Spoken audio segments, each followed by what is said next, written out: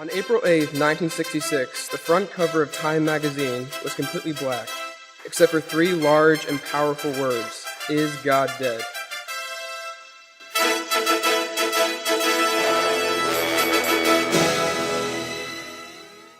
Good evening. I'd like to thank Ratio Christi for arranging our debate tonight and Kennesaw State University for hosting. Every day on the internet, I'm told that there's a battle raging with science and atheism on one side, united against the diabolical forces of religion on the other. The German physicist Max Planck saw things quite differently.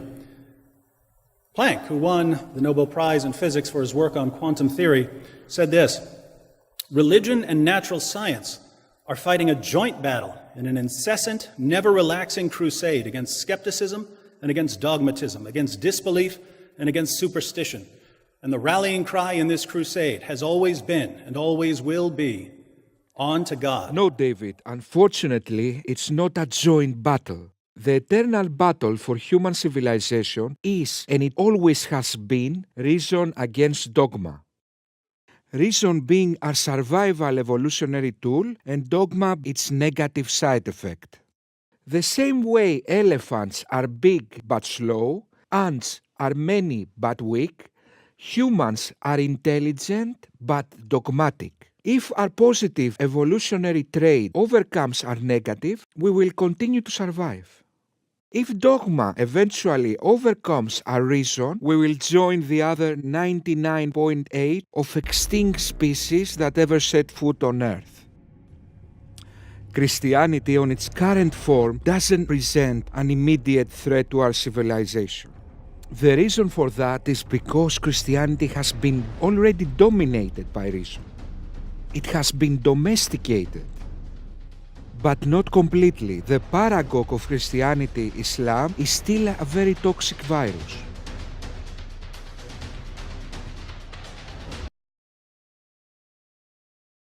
For Planck, religion and science stood together against the extreme positions of skepticism and disbelief to their left and dogmatism and superstition to their right.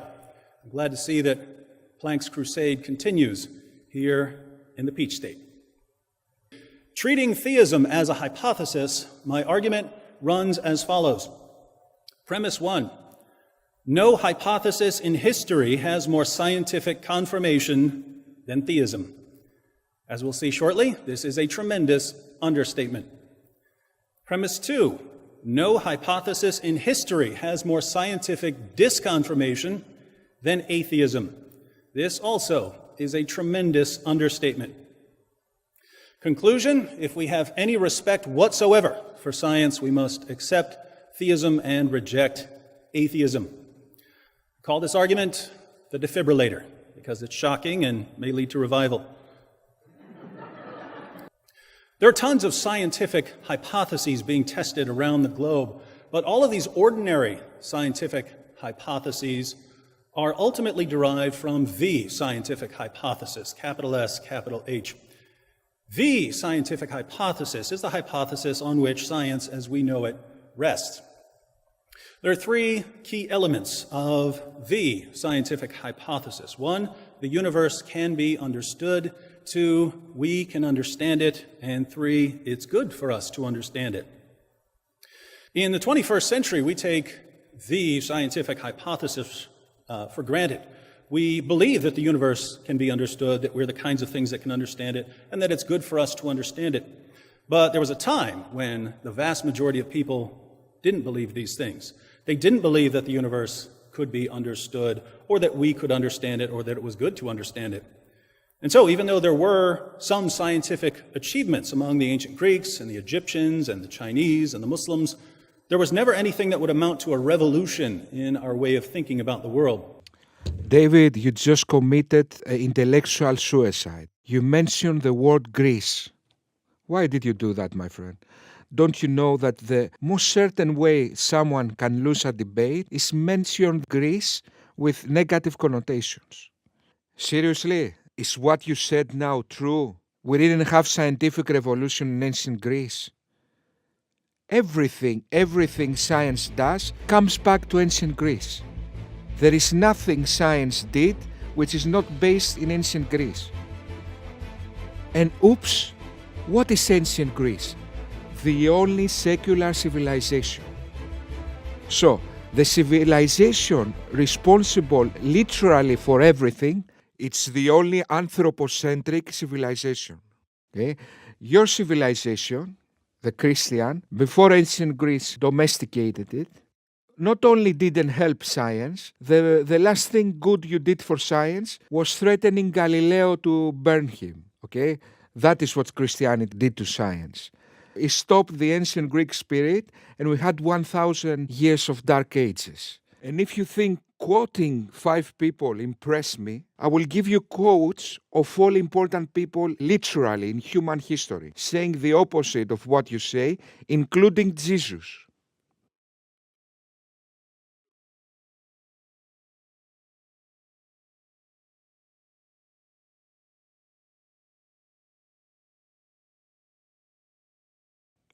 That looks like a good one.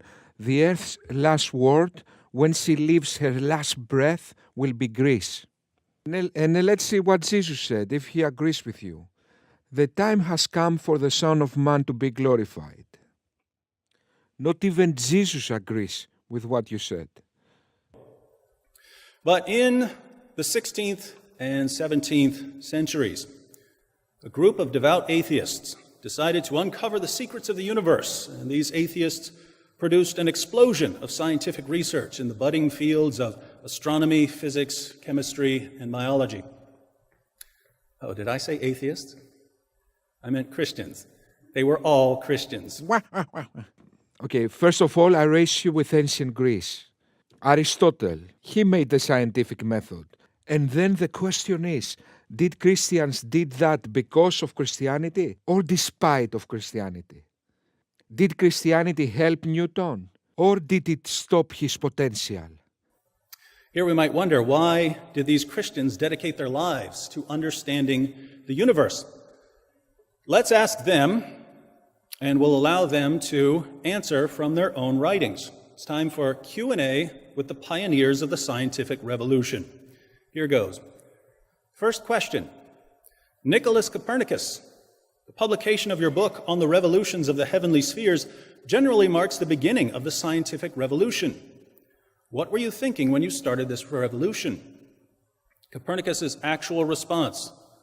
To know the mighty works of God, to comprehend his wisdom and majesty and power, to appreciate in degree the wonderful workings of his laws, surely all this must be a pleasing and acceptable mode of worship to the Most High, to whom ignorance cannot be more gratifying than knowledge. Okay, because that is boring, the statement that religion, which is the definition of dogma, actually helps science is absurd. It's like saying water helps fire or the sun helps the night. Sorry, you cannot win this proposition, Wood, in any possible universe. So let's run forward and see if there is any other argument actually worth to refute. Robert Boyle, father of modern chemistry, pioneer of the experimental method in science. What drove your research? Boyle's response. The vastness, beauty, and orderliness of heavenly bodies, the excellent structure of animals and plants and other phenomena of nature justly induce an intelligent, unprejudiced observer to conclude a supreme, powerful, just, and good author. Okay, and we know he was wrong. The orders of heavenly bodies and the excellent structure of animal bodies, we know with 100% certainty God did nothing for those. The orders of heavenly bodies are due to gravity, the excellent structure of animals are due to evolution. So why are you even mentioning this? At the very best, let's assume that this scientist, driven by wrong assumptions, he made good science. What that has to do with science? The question is if dogma is good for science. And dogma by definition is not good for science because what is the definition of dogma? Unquestionably obey authorities. How on fucking earth that is good for science? Let's put the definition of dogma in front of you. Dogma, a principle or set of principles laid down by an authority as incontrovertibly true. And you are arguing that is good for science. Okay, whatever, David. Isaac Newton, physicist, co-discoverer of calculus, considered by many to be the greatest scientist in history. Your laws of universal gravitation and motion provided the grand synthesis that concluded the scientific revolution. Tell us what you think of atheism. Newton's response: atheism is so senseless and odious to mankind that it never had many professors. You seeing a pattern? Yes, we see a pattern, and the pattern is not the pattern you think it is. For example, let's take Newton. He only invoked God in things he didn't understand. He never mentions God in things he already knew, about gravity, for example. Before Newton, scientists invoked God to things Newton discovered. Newton himself invoked things to God that we now know that God has nothing to do with them. So the pattern is humans invoke God to things they don't understand yet. That is the clear pattern. And that doesn't say anything to whether religion and dogma actually helping science. The only way we can understand if religion is actually helping science is to take the definition of religion and the definition of science. And what we see is not only are not compatible, they are the complete opposite of one another. And let's return to Newton. The potential of Newton, who discovered the calculus in a couple of months, ended when he invoked God for things he didn't understand. For example, how the solar system preserves itself, or some weird gravitational patterns. Then he invoked God and stopped his potential. And the only black pages in the reputation of that brilliant man are his obsession with alchemy and his obsession with the pattern seeking in the literal interpretation of the Bible. Okay? That's what Christianity did to that man. It almost ruined his reputation. It almost sent him to a mental institute. That's what Christianity did. David. And the most brilliant man in history is Pythagoras, not Newton. By the way. The scientists of the scientific revolution would roll over in their graves if they heard a bunch of 18-year-old atheists claiming to be champions of science just because they follow Richard Dawkins on Twitter. So why were Christians the pioneers of the scientific revolution? Here, our atheist friends often insist that it was just dumb luck. Anyone could have done it. And if Europe had been filled with atheists, it would have happened even faster. But this is sheer nonsense. There were cultures and civilizations around the world. Plenty of people had the opportunity to study astronomy and physics and chemistry and biology. Okay, and Greeks did more successfully than any other civilization in human history. So what? You are making stupid arguments, David. Okay, you are the top apologist when it comes to Islam, but when it comes to atheism, you are, okay, as easy you defeat Islamic apologists, I defeat you in arguments. It's pathetic. But these branches of science all took off at roughly the same time in one particular civilization. It only makes sense that we should ask, why? We know why. Science only flourished in the Greek civilization because they cherish free thinking. And they cherish the scientific method because they were not dogmatic. That's why. Unless you think this civilization is the Christian.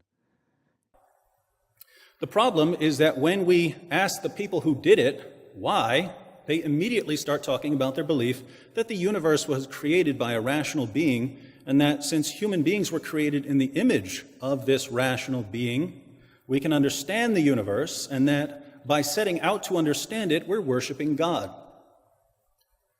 As for atheists thinking that they could have come up with science without Christians doing it for them, let's take a quick trip to planet reality. Atheists would have been the last people to ever start a scientific revolution. Why is that? Well, anyone can do science now because we all accept the scientific hypothesis. You mean the scientific hypothesis Aristotle made? That hypothesis you mean? Okay, yes, continue. Believe that the universe can be understood, that we're the kinds of things that can understand it, and that it's good for us to understand it. But the pioneers of the scientific revolution already believed these things before they set out to prove them. They believed them based on their theology. So, let me get that straight. Your whole argument is scientists only started to do science because they believed in God, they assumed that the world is made by a rational being, and because we are made in God's image, that's why we did science. No, actually, I have a better explanation. Scientists started to do science because a pie fell from a window. This pie was made by apples. The apples are red, and red is the color of passion. And scientists are passionate. And there is a third explanation that it's not so probable, but okay, let's just say it. Science works. They came up with a method of proving them, and that method became the scientific method. Breaking news. The scientific method was made by Aristotle mostly, and maybe before that, with Pythagoras and stuff, okay? 2,000 years before what you say, okay? Almost 2,000 years. So, let's conclude this comedy because it's starting to become boring. First of all, you said the scientific method. Aristotle made the scientific method. You know, Aristotle, the ideas of whom Christianity suppressed for 1,000 years, and we had the Dark Ages, and then in Renaissance, people took up where he left and made the scientific revolution. Let's make a list of things started in ancient Greece. Scientific method, biology, universities, atoms with Thalys, astronomy, theater, sports, medical science. Let's just say everything, not to waste time. Whoever watching this can tell me something not started in ancient Greece, I will give him a virtual kiss. I will kiss my screen. Okay? Everything started in ancient Greece, the only secular civilization in this world.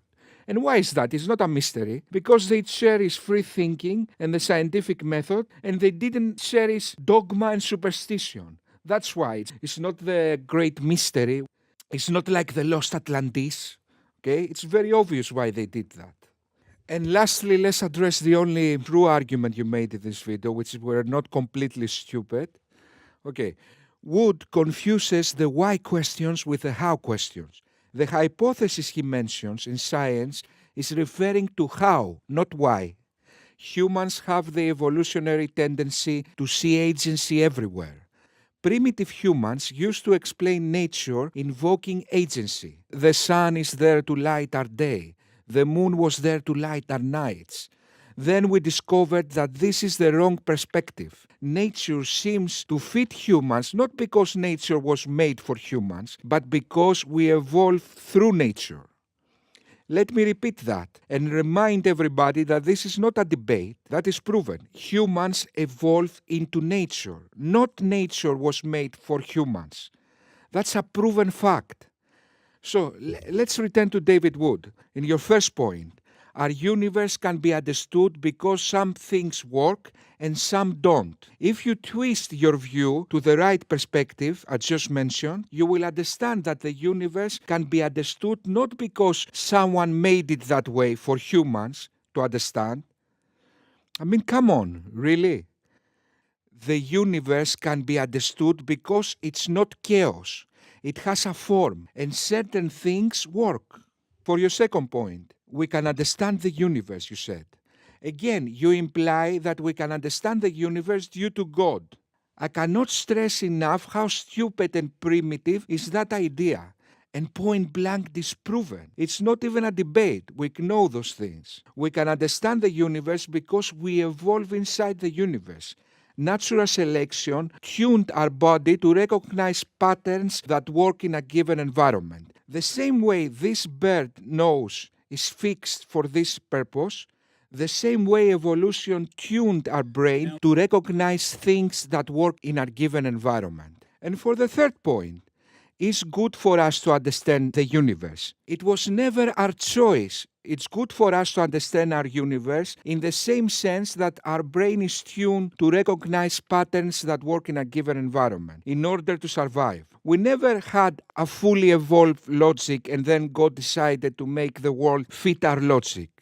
Our logic evolved conforming to the universe. Okay, there's nothing else to say. It's I think we've done here. Okay, I made all the whole speech and I cannot say the 3 last words. I think we are done here. Okay, I said it.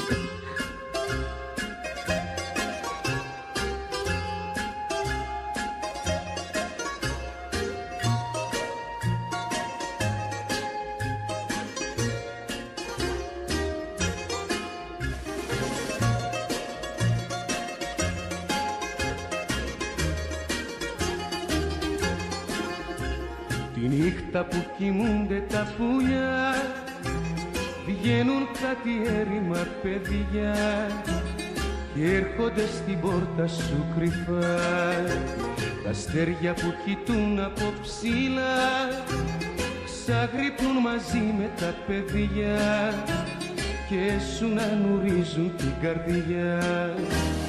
Γείτονακι μου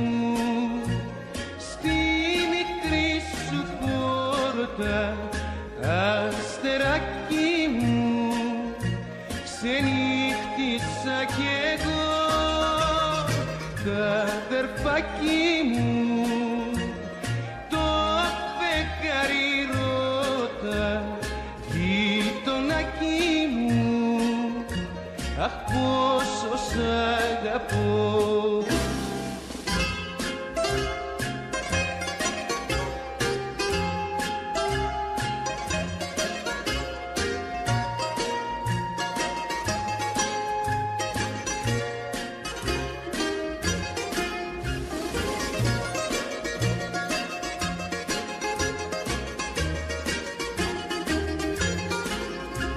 Την ώρα που γυρνώ απ' τη δουλειά κάνω όρκο μέσα μου βαθιά να μ' ήρθω στην πόρτα σου ξανά.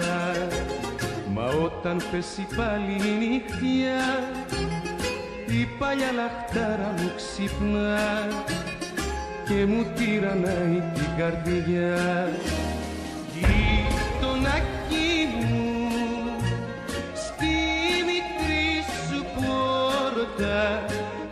αστεράκι μου ξενύχτησα κι εγώ τα αδερφάκι μου το φεγγάρι ρώτα γείτονάκι μου αχ πόσο σ' αγαπώ.